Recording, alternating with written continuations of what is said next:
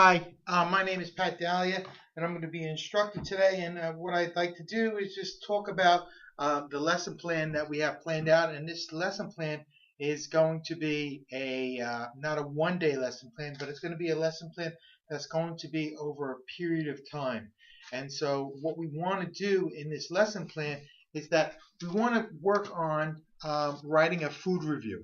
And so, there's many things that are involved in writing a food review. You just don't get up there and you just write a food review. What you have to do is basically, first of all, you need examples. So what we're going to do is that we're going to take one of the food reviews from the Dining from the New York Times, which comes out every Wednesday. And so what we're going to do is we're going to work on this, and we're going to take this and we're going to read it. And from there, what we're going to do is that we're going to explore what it takes to write a food review. We're not looking just to write the food review. What I want to incorporate here is some mathematics that's involved. I want to get involved is the written word, the reading comprehension. When you read a newspaper article like this, or you're doing some research on the computer, what I want you to do is extract the information from that particular media and digest it, and then come up with the specific verbatim that we're going to write. So here we are. We're going to take an article from the Dining New York. And so from there, what we're going to do is we're going to read it, like I said, and we're going to digest it, and then we're going to come up with our own food review. Some of the things the tools that we're going to be using is the self-reflection of writing. This is a piece of paper that you all will have. And so in this self-reflection of writing, what we're going to be doing, there's a couple categories in here, and it says, well, what makes the review easy to read? I mean, just the layout of it, the wordage of it. Are they using words that are 8th grade reading level, or they're higher? Or is there somebody that can pick this up and read it easily? What is it? What's bothering me, giving me trouble in that whole communication of the word? Judgment of that is this a good presentation of the restaurant or the menu itself? And then the supporting details. I mean, they can just write anything in there, but what we want to do is just write some supporting details on it.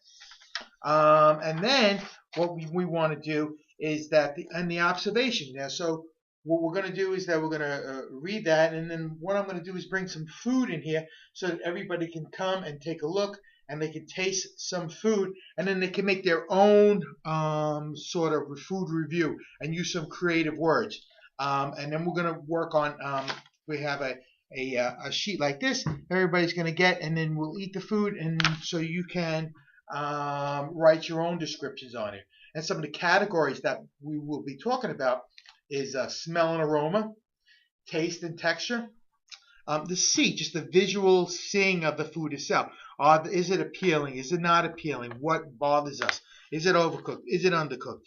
The touch and feel, the mouth feel of it. So when we put this particular item in our mouth, how does it feel?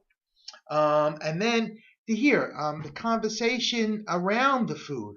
Or if we're hearing, is the food making a sizzling sound? Like you get a fajita in a Mexican restaurant, when they come out, they're making that sizzling sound, and it makes and you hear it, and then it goes back into your stomach. It goes through all your senses. So that's what we're going to be doing, and we want to put all this into words. Also, here it says some of the words that I'm going to hand out to you all, and some of these words are just general words, descriptive words. We have drizzled. We have sandwich, we have loaded, lemony. I mean, they're descriptive words.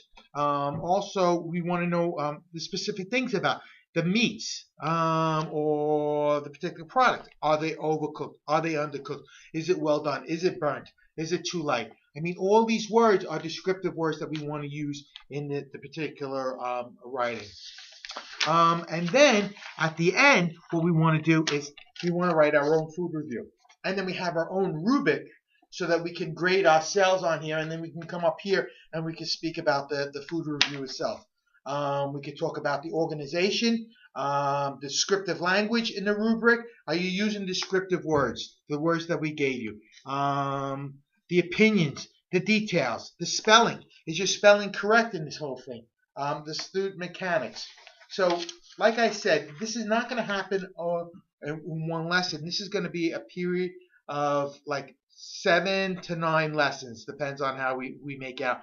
And what I want you to do is we want to go through the New York Times. If you don't like the New York Times, what we'll do is we'll go to the computer lab, we'll research something, we'll come back, we'll brainstorm, and then we'll use some descriptive words, we'll taste some food, we'll get some more descriptive words, we'll write a review, and then we'll come up here and then you can present your specific review.